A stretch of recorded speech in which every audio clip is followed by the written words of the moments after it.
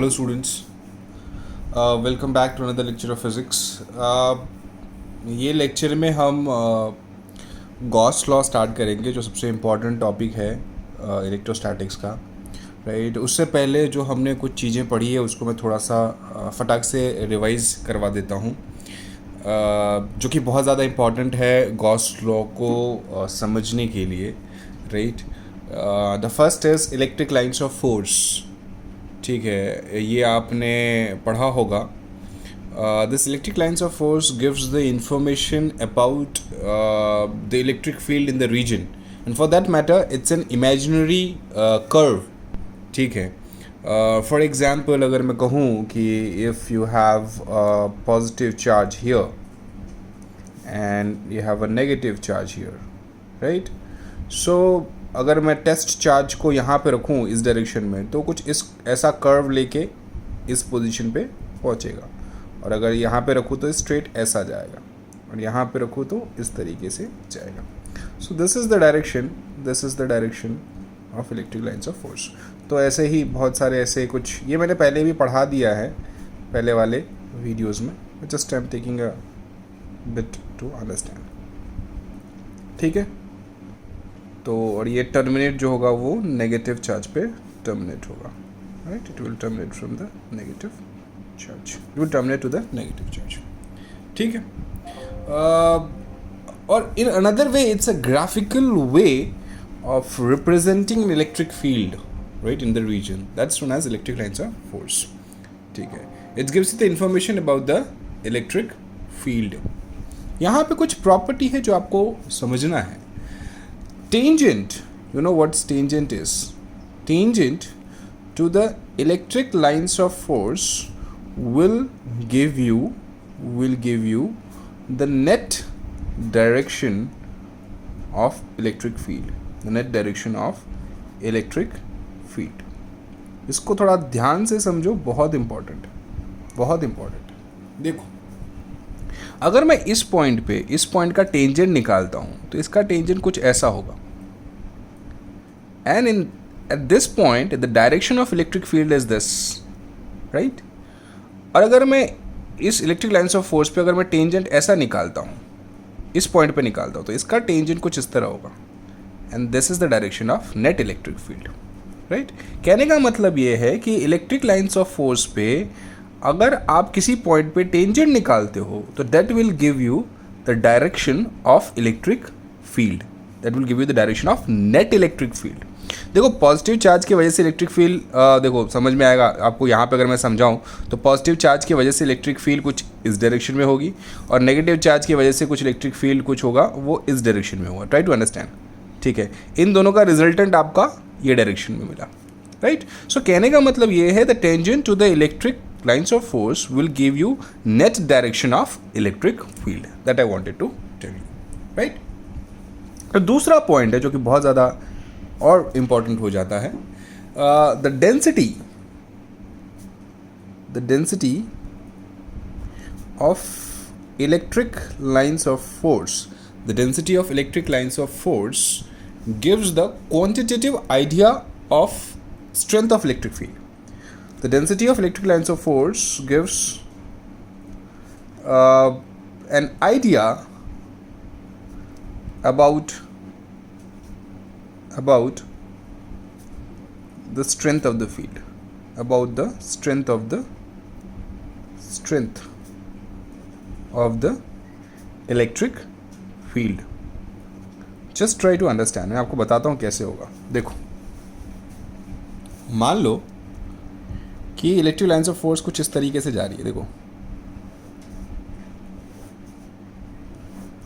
कुछ भी मैंने रैंडम लिया है, ठीक है। एक पॉइंट मैं ए यहाँ पे लेता हूँ और एक पॉइंट बी यहाँ पे लेता हूँ। तो यहाँ पे जब डेंसिटी के बारे में बात करूँ तो density is not mass per unit volume, right, वो उसकी बात नहीं है। डेंसिटी मीन्स कितने number of lines of force है एक पर्टिकुलर प्लेन पे या एक पर्टिकुलर रीजन पे। तो यहाँ पे देखेंगे पॉइंट ए पे बहुत सारे लाइन्स ऑफ फोर्स हैं, पॉइंट बी पे बहुत कम है, स्पेयर्सली है। तो बट ऑब्वियस है electric field at A would be greater than electric field at B. इसको देख के हम बहुत आसानी से समझ सकते हैं, बहुत आसानी से इसको देख के हम समझ सकते हैं, right? So you need to understand these things कि भाई इलेक्ट्रिक लाइन्स ऑफ फोर्स को देखते ही हमें समझ में आ जाना चाहिए कि कहाँ इलेक्ट्रिक फील्ड ज़्यादा होगा और कहाँ इलेक्ट्रिक फील्ड कम होगा, राइट? Getting my point? ठीक है। थर्ड, जो कि पहले ये बट ऑब्वियस यहीं से पता चल जाता है, electric lines of force either it originate from infinity or positive charge or from positive charge, and it terminates either to infinity or to negative charge. What do I mean by this? I'll explain here. Listen. देख लो, अगर सिर्फ इस reason में सिर्फ अगर positive charge होता, ये चीज़ें आपको पता है, तो रेडियली बाहर निकलते electric lines of force and it would terminate at infinity. If I have a only negative charge, what will happen? It will terminate. So it will start from infinity and terminate at negative charge. Right? Clear? ठीक है? तो इसके बारे में काफ़ी information हमने already पढ़ रखी है, राइट? एक और पॉइंट मुझे बताना था आपको कि electric lines of force will never intersect. The two electric lines of force will never intersect. I'm just writing this point. Two electric lines of force will never intersect. क्यों नहीं करेंगे? ज़रा देखो, अगर मान लो कि कर लिया, तो अगर आप देखोगे तो यहाँ पे दो टेंजेंट मिलेगा, एक तो इसके वजह से ये टेंजेंट मिलेगा और एक इस पॉइंट की वजह से ये टेंजेंट मिलेगा, और कभी भी दो डायरेक्शन इलेक्ट्रिक फील्ड के, नेट डायरेक्शन इलेक्ट्रिक फील्ड के नहीं होते हैं। इसीलिए no two electric lines of force will ever intersect, right? So this is the point that need to be clear. ये सारी चीज़ें कहीं ना कहीं मैंने लेक्चर्स में कवर अप किए हैं, बस एक रिविजन के तौर पे मैंने इसको लिया है। Will further move to another point. अब जो मैं आपको डिस्कस करने वाला हूँ that is area.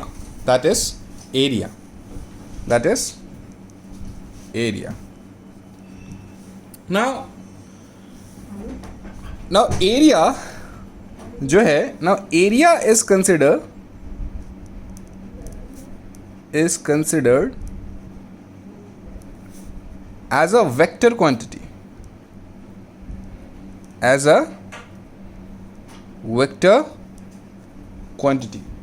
Area is considered as a vector. Okay, so area is considered as a vector quantity, right? Now, if it is considered a vector quantity, what would be the direction of area?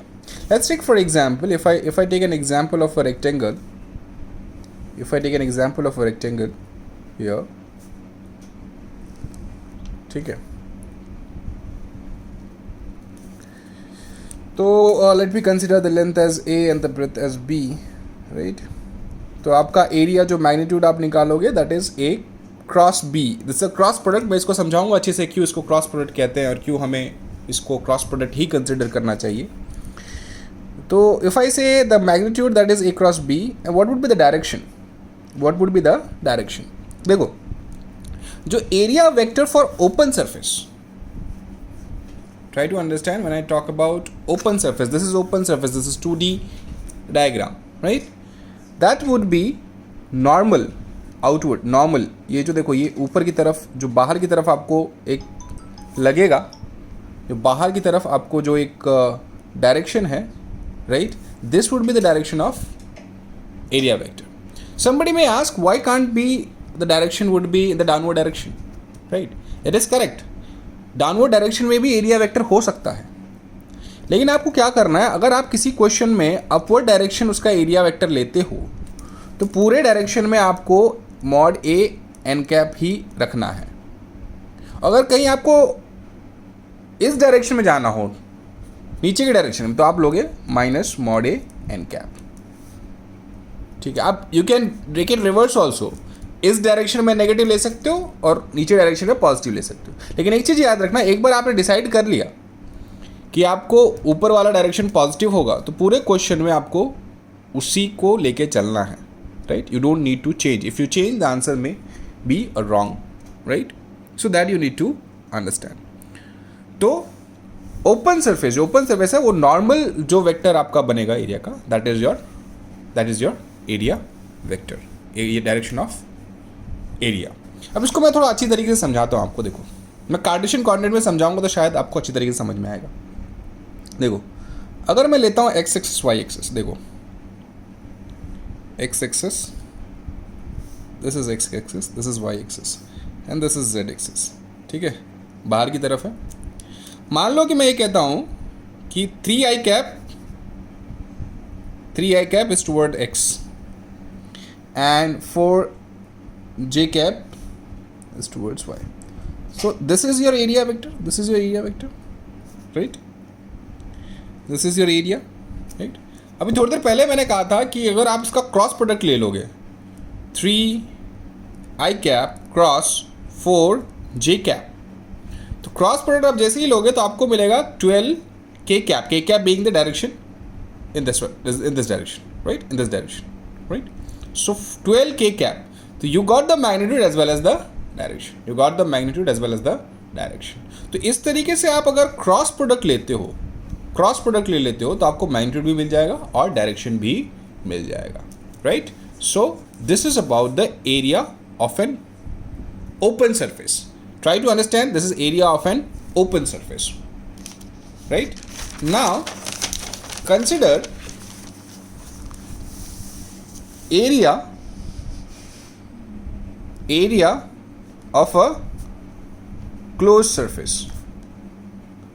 जो closed surface है उसका area vector कैसा होगा? Area vector, let's me just be precise.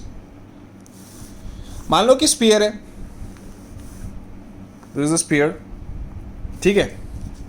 इसका area vector किस direction में होगा? Radially outward. Direction जो भी रहेगा normal to the surface, radially outward direction जो भी रहेगा वो आपका एरिया वेक्टर होगा. Try to understand. This is a close surface. ये पूरा एक स्फीयर है, ठीक है. तो रेडियली आउटवर्ड डायरेक्शन जो भी आप ले सकते हो that is your area vector. तो इसके लिए एरिया वेक्टर ये होगा, इस पर्टिकुलर रीजन के लिए एरिया वेक्टर ये होगा, इसके लिए ये होगा, right. Similarly if I take a cube,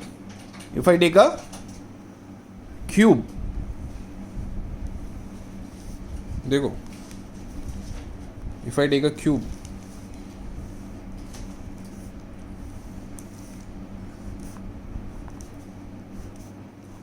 ठीक है.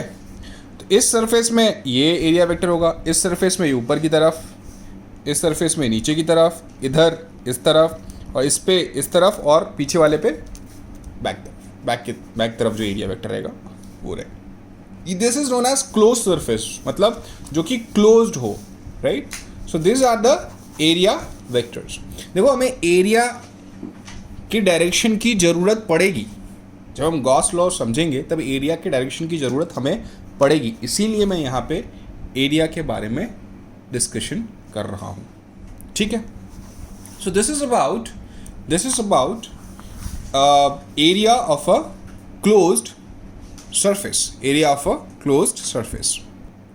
Now we are going to discuss in very brief about electric flux.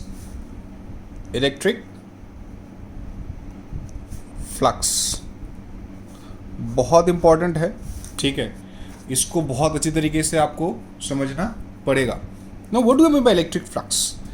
It is simply a group of electric lines of force passing through a given area.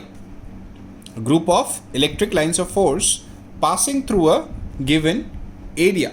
That's known as electric flux. So I should write here a group of electric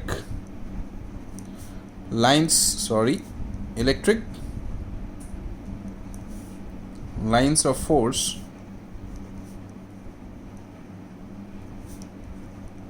passing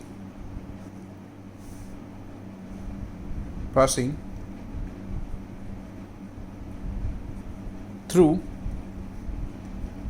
the given surface.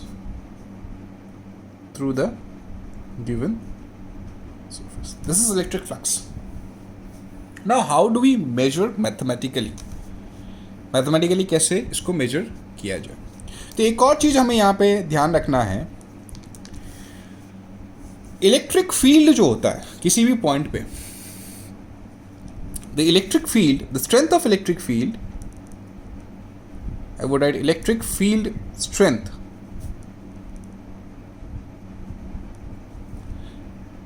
at any point or at point is defined as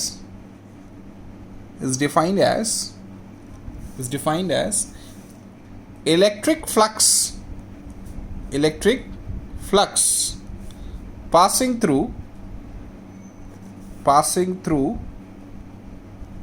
passing through a unit normal area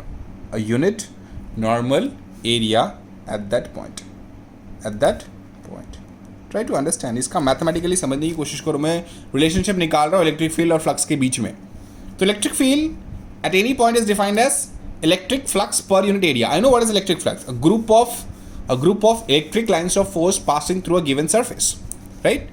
So my electric field, can I write it is simply flux upon unit surface area as S. See, try to understand. This is my plane, right? This is my plane and some electric lines of forces moving here, right, inside it. So electric field here would be flux upon area, this area. So what is flux? Flux is nothing but E electric field times area, this area. This is known as flux. Let me tell you, this electric field is a vector quantity, area is a vector quantity, that's now we have seen, but here this flux is a scalar quantity. That means these two is a dot product. So I can write phi is mod E mod S cos theta, where theta is the angle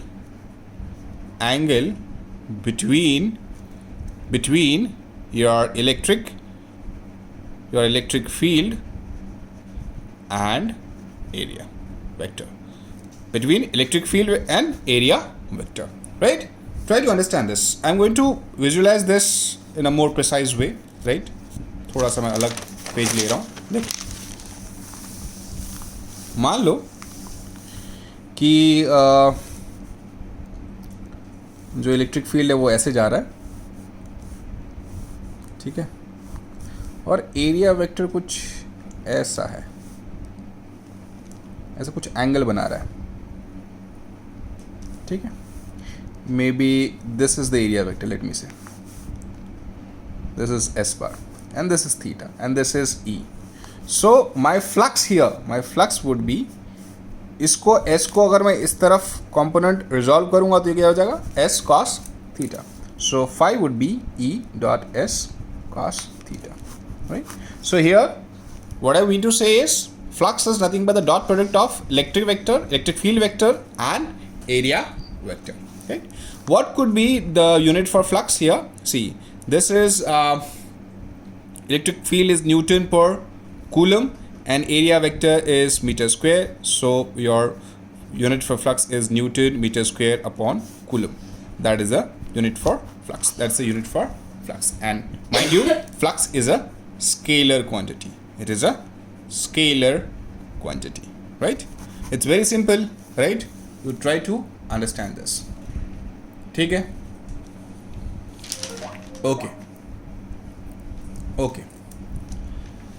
now what if, अगर ये electric field तो आपका क्या है कि एक uniform है. What if electric field is non uniform? What if electric field is non-uniform? So in that case, what you have to do is you have to integrate.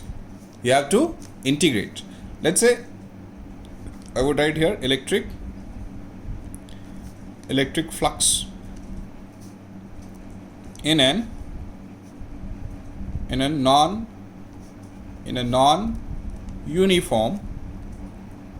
non-uniform electric field. अगर electric flux non uniform field में है तो कैसे करेंगे? तो you just take a small D flux, मतलब very infinitely very small flux that should be equal to E dot small ds cos theta. And now what you're going to do is you're going to integrate. Right? So very small quantity, and you just integrate, you would get the exact result of this value, flux passing through the given area, right? So this is very important. You need to understand this very carefully. ठीक है? एक अगर electric flux को और अच्छी तरीके से अगर समझना है तो एक डेरिवेशन में ले लेता हूँ, बहुत ही बढ़िया है, आसानी से आप इसको कर सकते हैं. ठीक है, let me take that derivation. Electric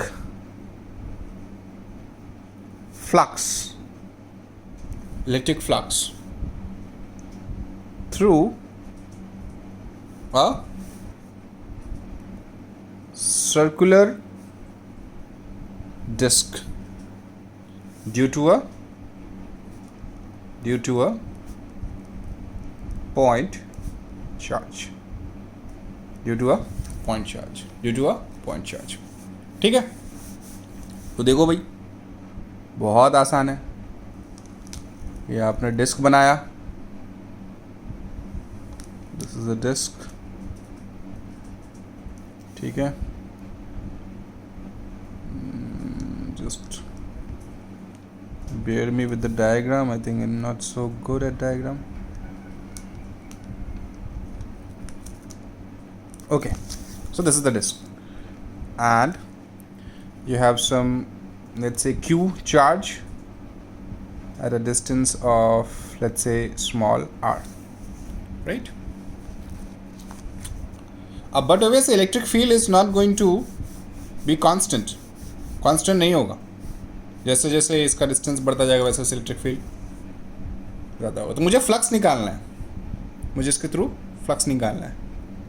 क्या करूँगा मैं? एक x डिस्टेंस पे जाके एक छोटा सा रिंग लूँगा, जिसकी विड्थ जो है वो dx होगी. बात समझ में आई आपकी? तो ये जो विड्थ है इसका, ये दिस इज द विड्थ जो रहेगा वो dx रहेगा. ठीक है, तो आप देखोगे इस Q की वजह से जो चार्ज यहाँ पे होगा, that is electric field in this direction, और जो एरिया वेक्टर होगा वो इस डायरेक्शन में होगा. एरिया वेक्टर जो रहेगा वो इस डायरेक्शन में होगा. तो इसके बीच में angle theta, and if you just try to understand, this angle is also theta, right? Theta. So what is electric field here due to this Q? So electric field here is let me just, this is r square plus x square. So electric field here is k q upon इसका square, r square plus x square. That is an electric field. Now what is small area here, dA? dA is nothing but this circumference, which is 2 pi x times dx. 2 pi x times dx, right? So आपका जो flux यहाँ पे रहेगा, that is E dot dA cos theta. I would write small flux, right? E dot dA cos theta. Now first of all, tell me what is cos theta. Your cos theta, if you just check, it is simply r upon under root of r square plus x square. r upon under root of r square plus x square. Now what I'm going to do, I'm going to integrate this. I'm going to integrate this from where to where? From 0 to, let me say that the radius of this disk is r. The radius of this disk is r. From 0 to capital R. What is my E? E is k q upon r square plus x square 2 pi x dx. Now what is cos theta? R upon under root of r square plus x square. R square plus x square. Right? So what I'm going to get? I'm going to take every constant outside. So this is k q 2 pi, right? And r, right? So this is 0 to r x dx upon r square plus x square upon 3 by 2. I think this is a very common integral. आप आसानी से इसको integrate कर सकते हैं, right? You can take x square as t and then you can integrate, or you can take r square plus x square as t and then you can integrate it, right? So what I'm going to do, I'm going to take another page, right? So what I'm going to write, I'm going to write k as 1 by 4 pi epsilon naught as k, right? Then that was q 2 pi r. So this 2 pi and this 2 will get cancelled. So this is q r upon 2 epsilon naught integral from 0 to r. This is x dx upon r square plus x square 3 by 2. 3 by 2, right? 3 by 2. If you integrate this, see, I'm going to write the result. If you integrate this taking r square plus x square as, let's say, t square, or you take an r square plus x square as t, right? Both the ways you can take it, right? I'm directly going to write the result here, right? So what is the result? Result here is q r upon 2 epsilon naught 1 by r minus 1 by under root of r square plus capital R square. This is the result that you got. This is the flux that is passing through, that disk. So you can integrate this. Many times we have integrated. That's why I'm not integrating now, right? तो ये आपको आना चाहिए, right? So this is the flux that is passing through a disk. ठीक है, बहुत ज़्यादा important है फ्लक्स का नॉलेज होना, तो ही हम अभी गॉस लॉ समझ सकते हैं और उसको आगे बढ़ा सकते हैं, right? So let's now move to Gauss law. Let's now move to Gauss law. Very, very important. Very important. ठीक है? Actually, before understanding Gauss law, we have to understand one more concept, that is solid angle. That is solid angle. Now, what is solid angle? Many of you might be knowing about plane angle. Now, what do you mean by plane angle? Let's say if I have any arc, right? It would subtend an angle at the center. That angle is theta. And you know the relationship between r and this length, arc length s. You know it, right? You know this. This is simply theta is equal to s upon r, right? ये चीज़ें आपने पढ़ी है पहले भी, ठीक है? Now what if I have this is just a curve, ठीक है? What if I have some plane? If I have some plane, like for example this plane, this is the plane, right? What angle it would subtend at some particular point or the center, let's say. Now अब देखोगे तो this is like, जैसे कि आपने वो एक मूंगफली वाला का जो एक रोल देखा होगा कोन की तरह, right?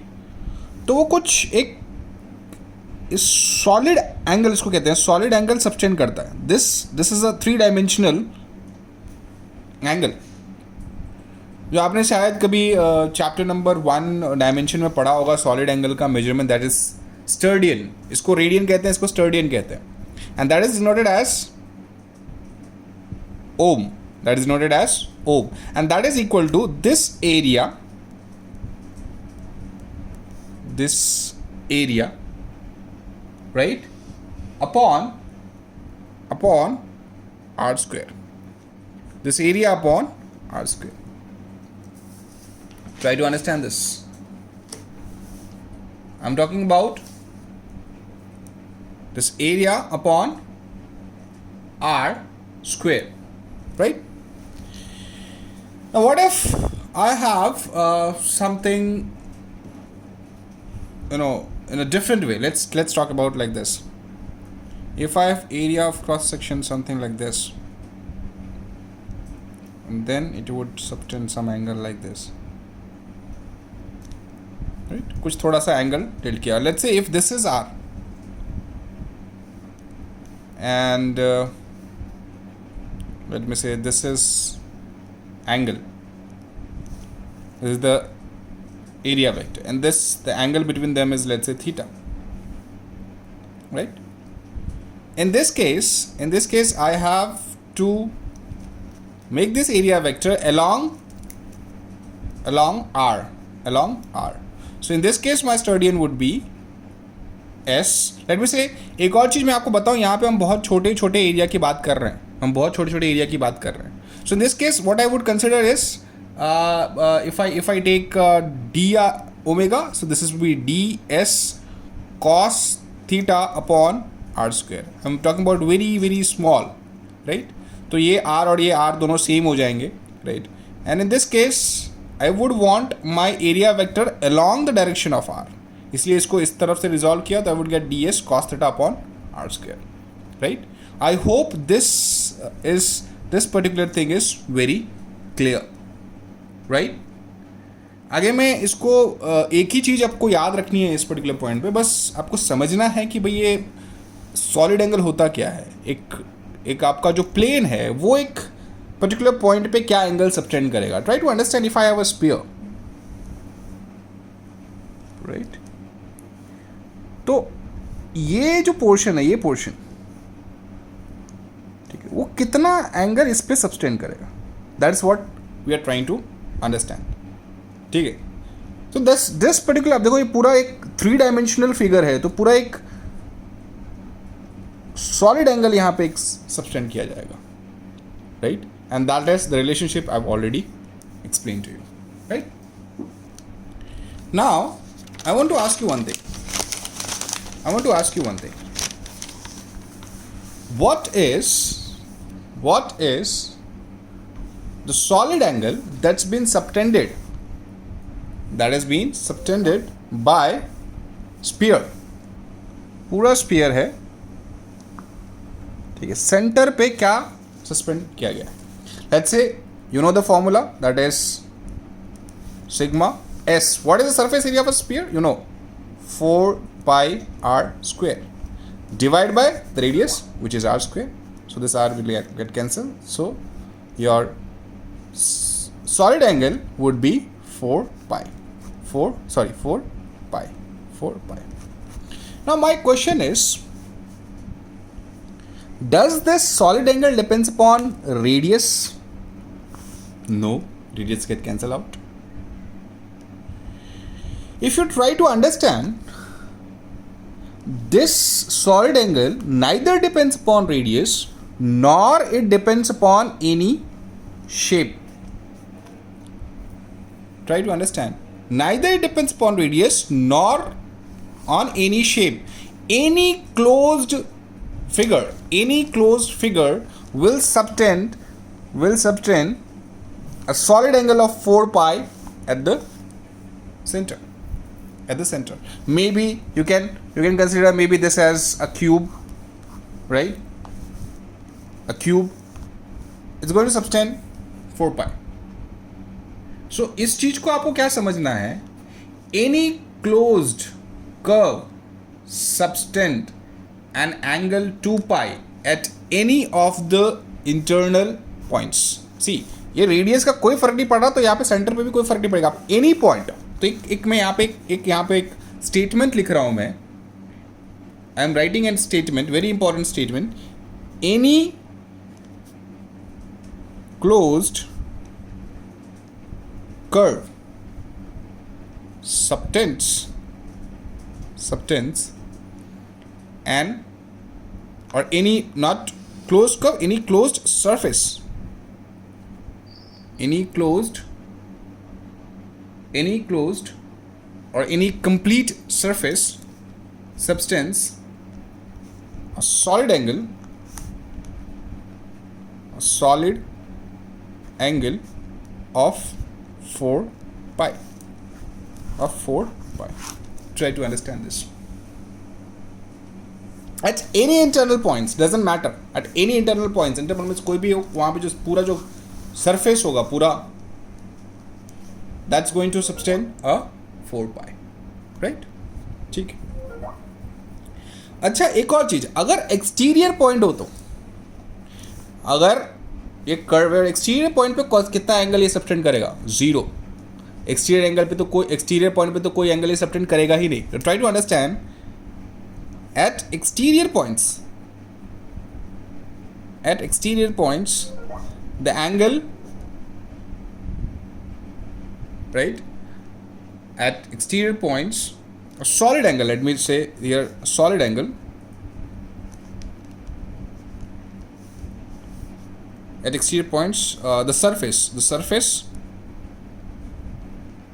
subtends a solid angle of 0. तो एक्सटीरियर पॉइंट पे कोई भी एंगल सबटेंड नहीं करेगा, लेकिन अंदर में जो भी कोई पॉइंट होगा उस पे 4 पाई सबटेंड होगा. बस इतनी चीज, ये चीज अगर आपको क्लियर है तो आसानी से आप गॉस लॉ पढ़ सकते हो, आसानी से आप इसको समझ सकते हो, right? So let's move to Gauss law. Gauss's law. ये क्या कहता है? देखो,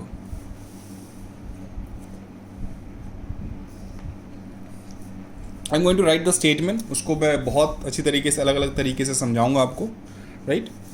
the flux of the net electric field through a closed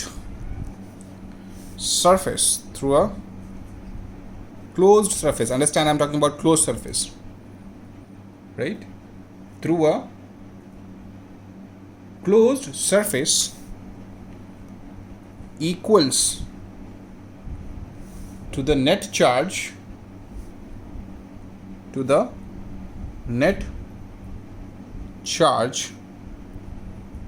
enclosed by the surface divided by epsilon naught.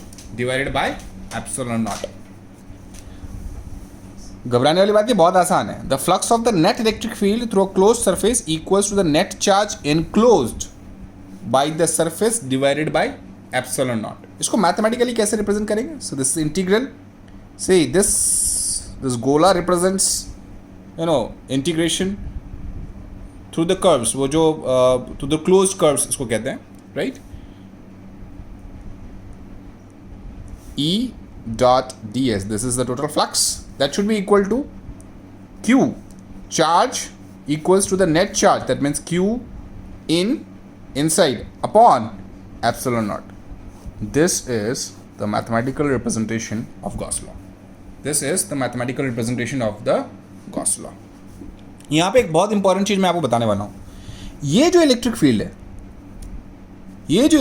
है, that is due to electric field, this is due to all the charges. This is due to all the charges, whether present inside or outside. Electric field is due to all the charges present inside or outside the surface. Whereas this Q in charge is the only charge enclosed by the closed surface. This Q inch is equal to the charge enclosed by the closed surface. Now what do I mean by that? Let's say I have a enclosed charge q1, q2, q3, and this is the radius r, let me say, right? And here would be, let's say, q1, q2, q3, right? Try to understand. तो इस point से जो flux आपका यहाँ पे जो निकलेगा, that is electric field into this ds, which is, let's say, 4 pi r square. That should be equal to q1, q2 plus q3 upon epsilon naught. So here electric field is 1 by 4 pi epsilon naught q1, q2 plus q3 upon r square. तो यहाँ पे जो electric field रहेगा वो इस charge और इस charge के वजह से रहेगा, लेकिन मैं जो चार्ज ले रहा हूँ वो सिर्फ अंदर वाला चार्ज ले रहा हूँ, बाहर वाला चार्ज मैं ले ही नहीं रहा, बाहर वाला चार्ज मैं नहीं ले रहा हूँ. Try to understand this very clearly, right? Try to understand. ठीक है, तो ये देखो, ये 4 पाई आर स्क्वायर, आप मैंने जो अभी सॉलिड एंगल आपको समझाया था वही है. This is surface S, which is equal to solid angle, which is 4 pi multiplied by the radius, or let's say this distance r square, right? तो ये यहाँ पे मैंने लगाया है 4 pi r square, right? वैसे भी स्फीयर का सरफेस एरिया आपको पता है, तो there is no need of this, but try to correlate why I have taught you the solid angle, right? So ये जो इलेक्ट्रिक, कहने का मतलब ये जो इलेक्ट्रिक फील्ड है, that is due to q1, q2, q3 and capital q1, capital q2, capital q3. Whereas जो charge मैं ले रहा हूं, that is only the inside charge here, right? I hope this thing is clear, right? ठीक है, तो एक मैं इंपॉर्टेंट चीज आपको बता रहा हूं यहाँ पे, और उसके बाद नेक्स्ट लेक्चर में हम कंटिन्यू करेंगे, right? Let's say I want to know what is an electric field due to this point charge at a distance r from this point, बहुत आसानी से आप इसको कर सकते हैं, लेकिन गॉस लॉ से कैसे करना है वो देखना है. देखो, मैं क्या करूँगा, मैं एक इमेजिनरी स्फीयर यहाँ पे बनाऊँगा. क्या करूँगा? इमेजिनरी स्फीयर बनाऊँगा. यहाँ पे थोड़ा सा अजीब लग रहा है बट चलेगा, तो मैं यहाँ पे लिख देता हूँ electric field due to a point charge using Gauss's law. ठीक है, यूजिंग गॉसेस लॉ. तो इस पॉइंट पे मैं अब जरा समझने की कोशिश करो. This is electric field multiply by this area, surface area, which is 4 pi r square, should be equal to the charge enclosed, which is q times epsilon naught. So here E would be 1 by 4 pi epsilon naught q upon r square, which is same as what you have derived by using Coulomb's law, force per unit charge, right? So this is this surface. जो ये जो dotted surface है, इसको कहते हैं Gaussian surface. Now this is known as Gaussian surface.